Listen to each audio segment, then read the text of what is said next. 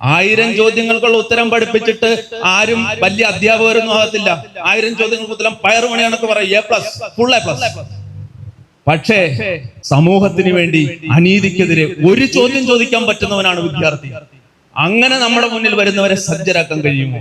അങ്ങനെ സജ്ജരാക്കണമെങ്കിൽ നമ്മൾ സജ്ജമായിരിക്കണം.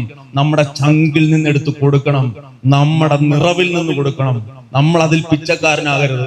അതിന് നമ്മൾ അറിയണം, അറിവിന്റെ പാതയിൽ വരണം. നിങ്ങളെല്ലാ പാതയിൽ. അതുകൊണ്ട് ഇന്ന് ഇത്രയും മഴയത്ത് കഷ്ടപ്പെട്ട് ഇവിടെ വന്നത്. കടലിൽ കിടന്ന മീൻ ഉപ്പുവെള്ളത്തിൽ കിടന്ന് ഉരുണ്ട മീനെ പിടിച്ച് കറി വെക്കുമ്പോ ഉപ്പ് ചേർക്കുന്ന മണ്ടന്മാരല്ലേ നമ്മൾ.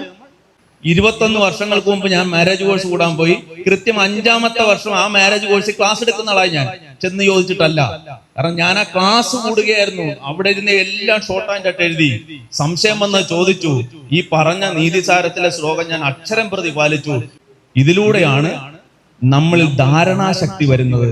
ഇതാണ് എഴുതുക, വായിക്കുക, നോക്കുക, ബുധരോടെടുക്കുക, ചോദിക്കുക. ഇവയാൽ മതിവിലസിടുന്നു രവിരശ്മികളിൽ സരോരുഹം പോലെ. താമരയിലേക്ക് സൂര്യപ്രകാശം അടിക്കുമ്പോൾ താമര എങ്ങനെയാണോ വിടരുന്നത്, അതുപോലെയാണ് ഈ ധാരണാശക്തി നമ്മൾ ഉറക്കുക. അപ്പോ ഈ ഗ്രഹണശക്തി എങ്ങനെ വരുന്നത്? പറയുന്നവന്റെ വാക്കുകൾ ശരിയായി കേട്ട് ബുദ്ധിമാൻ നീരിൽ ക്ഷീരമന്നമ്പോൾ സാരമായത് എടുത്തു പറഞ്ഞാൽ പാലും വെള്ളവും കൂടെ കലക്കി അരയന്നത്തിന് കൊടുത്താൽ അരയന്നം വെള്ളം അവിടെ ഇട്ടിട്ട് പാല് മാത്രം അതിൽ ഊറ്റി കുടിക്കാനുള്ള സവിശേഷ ശ്രദ്ധയുണ്ട്. ഇതുപോലെ ആയിരിക്കണം പറയുന്നവന്റെ വാക്കുകൾ. ഇവിടെ ഞാൻ പറഞ്ഞ പതിരുകളെല്ലാം വിടും. എന്നിട്ട് നിങ്ങൾക്ക് മനസ്സിലായ ഒരു കാര്യമുണ്ടോ, ആ കാര്യം ഇംപ്ലിമെന്റ് ചെയ്യും. മനസ്സിലാകുന്നുണ്ടോ? മനസ്സിലാകാത്ത ഒരുപാട് കാര്യങ്ങൾ നമ്മൾ കേട്ടുപോയി. പക്ഷെ മനസ്സിലായ ഒരു കുഞ്ഞു കാര്യം ഉണ്ടെങ്കിൽ അത് നടപ്പിലാക്കിയാൽ ഈ ഗ്രഹണ ശക്തി തുടങ്ങും.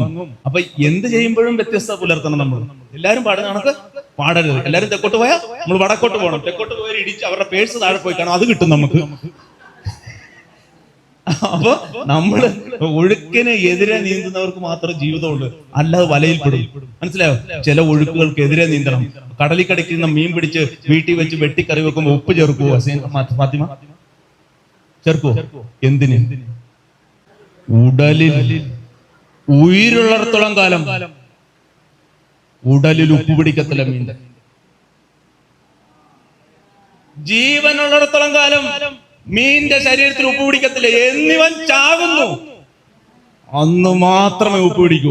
നമ്മളല്ലേ കലർപ്പ് കലർന്ന ജീവിതത്തിൽ നമ്മുടെ ശരീരത്തിലേക്ക് ഉപ്പ് പിടിക്കുന്നതിന്റെ കാരണം എന്താ? ജീവിതത്തിന്റെ സമസ്ത മേഖലയിലും നിങ്ങളൊരു ഉയർച്ച ആഗ്രഹിക്കുന്നുണ്ടെങ്കിൽ അതിന് നിങ്ങളെ സഹായിക്കുന്ന 21 ദിവസത്തെ ഓൺലൈൻ മെഡിറ്റേഷനിലേക്കും ആ മെഡിറ്റേഷൻ്റെ പുസ്തകരൂപമായ മാറേണ്ടത് ഞാൻ എന്ന പുസ്തകത്തിനായും താഴെ കാണുന്ന വാട്സപ്പ് നമ്പറിൽ ബന്ധപ്പെടുക. നന്ദി.